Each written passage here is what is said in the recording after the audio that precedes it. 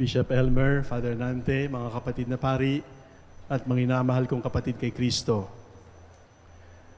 Kung dati na ho kayong nagpupunta sa katedral ng Antipolo, ay masasabi ninyong mas maganda yung altar ngayon.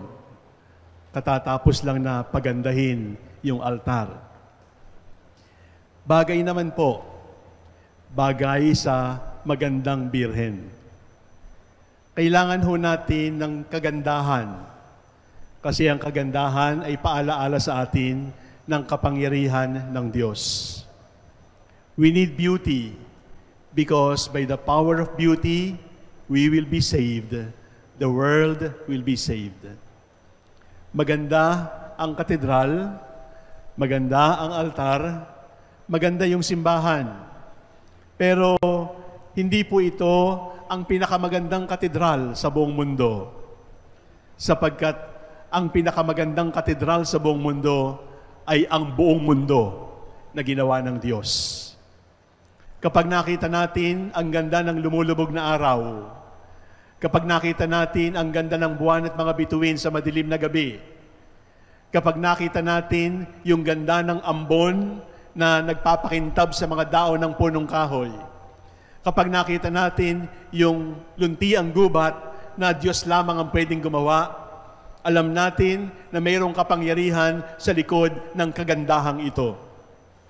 Kapag nakakita tayo ng isang madre na nagpapakain sa mahirap, kapag nakakita tayo ng isang magulang na nagtuturo sa kanyang anak, kapag nakakita tayo ng isang anak na gumagalang sa matanda, nakakakita tayo ng kagandahang asal. At ang kagandahan ng kalikasan, ang kagandahan ng buhay, ang kagandahan ng ugali, ay paalaala sa atin ng kagandahan ng Diyos. At sa huli, maganda ang imahe ng mahal na Birhen ng Antipolo, pero ibang uri ng kagandahan. Anong kagandahan ay tinuturo sa atin ng mahal na Birhen? Para doon sa mga nangangarap na magpaputi, para doon sa mga nangangarap na maging mistisa ang itsura, sinasabi sa atin ng mahal na Birhen ng Antipolo na may kagandahan ang maitim. Hindi nakakahiya ang maitim, sapagkat kapag ang itim ay galing sa Diyos, ang itim ay maganda. Subalit kung ang itim ay galing sa ating kasalanan, ang itim ng kasalanan, ang dilim ng kasalanan, kapag hinipo ng grasya ng Diyos, ay gumaganda din. Kaya nga sa banal na kasulatan ay sinasabi ng babaeng ikakasal, I have been blackened by sin, but I am beautiful because I am loved. Ang mahal na Birhen ay pinaglihing walang kasalanan, namuhay na walang kasalanan, at umakyat sa langit na walang kasalanan. Subalit, niyakap niya yung itim at dilim ng ating pagiging tao upang ituro sa atin na sa kabila ng kadiliman, sa kabila ng kaitiman, ay mayroong kagandahan basta hinipo ng grasya ng Diyos. Kung kayo po ay nalapit na sa mukha ng Birhen, alam ninyo na isa sa mga tanda ng Birhen ng Antipolo ay may sugat sa pisngi. Alam natin kung bakit nangyari yon, sapagkat pinagtangkaang sirain at sunugin at sibatin, katulad ng pagsibat sa dibdib ng ating Panginoon. Subalit, hindi siya nagpa-plastic surgery.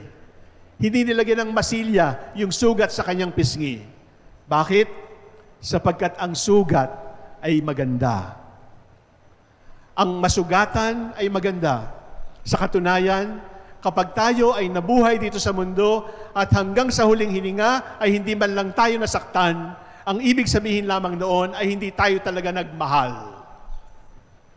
At kung hindi tayo nagmahal, anong klaseng buhay ang isinabuhay natin? Ang mahal na Birhen ay sugatan. At sinasabi sa atin na ang sugat ng pagmamahal ay dapat nating panindigan. Ang sugat ay hindi tinatago, sapagkat sa dapit hapon ng ating buhay, ang tatanungin sa atin ng Panginoon, how much did you love? At kapag sinabi mong I love, ang tatanong sa iyo ng Panginoon, nasaan ang sugat na ikay nagmahal? Sapagkat kung hindi ka nasugatan sa iyong pagmamahal, ay hindi katotoong nagmahal. Maganda ang maitim kapag hinipo ng pag-ibig ng Diyos. Maganda ang masugatan kapag nasugatan sa pagmamahal at paglilingkod. At ang huli, nag-iisa po ang birhen sa unang tingin. Hindi siya katulad ng ibang imahen, katabi si San Jose, o kaya ay kalong-kalong ang Niño Jesus. Nag-iisa siya. Kung papaanong nag-iisa siya sa Kalbaryo na binasang Ebanghelyo. Subalit nag-iisa na may paninindigan. Hindi lamang basta sasama sa agos ng nakararami. Hindi lang basta sasabihin kung ano ang gusto ng marami, doon na lang ako susunod. Ang mahal na birhen ay nag-iisang nakatindig. Hawak-hawak ang kanyang setro na sumasagisag sa ating Panginoong Jesucristo. Ang ibig sabihin, mga minamahal kong kapatid, kung maganda ang maging maitim, basta minahal ng Diyos. Kung maganda ang maging sugatan, basta nasugatan sa pagmamahal. Maganda rin ang paninindigan ng may tapang at lakas ng loob. Kung ito ay paninindigan, katulad ng birhen sa paanan ng krus sa Kalbaryo. Ngayon ay pintasan natin konti ang birhen. Kapag tiningnan po ninyo yung ulo ng mahal na birhen ng Antipolo, hindi ho siya sukat doon sa damit. Sapagkat yung kanyang ulo ay maliit, dapat maliit lang yung imahen. Pero palagi hong oversized ang damit ng birhen ng Antipolo. At palagi hong mayroong espasyo doon sa kanyang ilalim. Bakit po ganoon ang damit ng birhen? Una, kaya po siya oversized para malayo ang marating ng laylayan ng kanyang damit.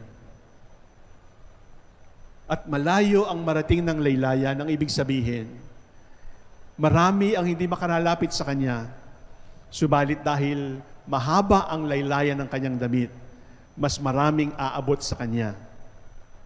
At bakit po mayroon siyang espasyo na sa tagiliran?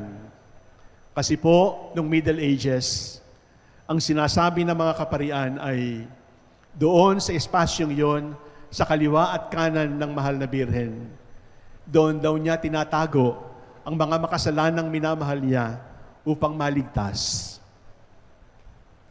At yung espasyong yon sa kanyang kaliwa at sa kanan, para sa iyo. Maaaring sabihin natin sa kanya, mahal na birhen, hindi ho ako karapat-dapat nakalungin ninyo sapagkat hindi po ako Diyos. Happy na po ako. Itago niyo na lang po ako sa inyong mahabang laylayan. Itago na lang po ninyo ako, akong anak mong makasalanan. Itago na lang po ninyo ako sa loob ng inyong damit. At doon ako magtatago at alam ko na ako ay ligtas sapagkat walang masamang mangyayari sa akin kapag ako ay nasa loob ng iyong mapagmahal na belo. Ito po ang mahal na birhen ng Antipolo. Nagtuturo sa atin ng tunay na kagandahan. Hindi kagandahan ng salamin. Hindi kagandahan ng beauty pageant. Hindi kagandahan ng beauty parlor at spa. Ibang uri ng kagandahan, kagandahan ng maitim na hinipo ng awa ng Diyos. Kagandahan ng sugatan dahil sa matinding pagmamahal. Kagandahan ng matapang na paninindigan para sa kanyang anak na si Jesus. At mahal na birhen, hindi po ako kasing ganda ninyo at hindi ako magiging kasing ganda ninyo sa kabila po ng aking itim ng kasalanan at sugat na dala ng tukso at kasalanan. Sa aking pong kapangitan dahil sa aking pagiging duwag. Kupkupin po ninyo ako sa ilalim ng inyong manto. Kupkupin po ninyo ako sa ilalim ng inyong damit. At sa ilalim ng inyong damit, ako ay ligtas sapagkat alam ko, kayo ay nanay ko, nanay kong ibinigay ni Jesus para sa akin. mahal na Birhen ng Kapayapaan at mabuting paglalakbay, kami po ay sa inyo, inyong-inyo, buong-buo, totoong-totoo. Tanggapin po ninyo ang aming paghahandog ng sarili. Amen.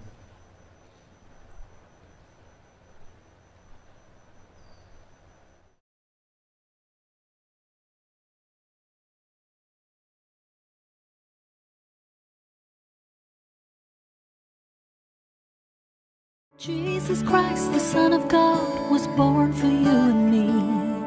He came to bring the good news, from sin to set us free. The blind, the deaf, the lame, the poor, His power meant to see. He gave His life upon the cross, eternal life the key.